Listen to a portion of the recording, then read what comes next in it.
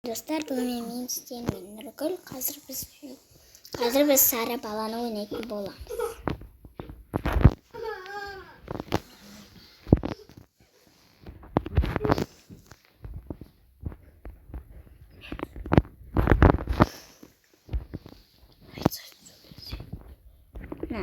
Көреш не болады? Жылай ма екен, жыламай ма екен?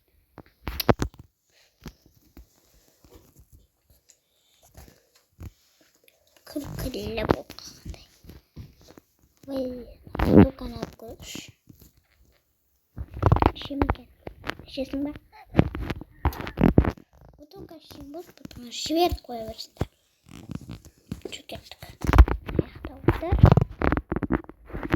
Сен артыңды тақырбас деп қойсам бола ма екен?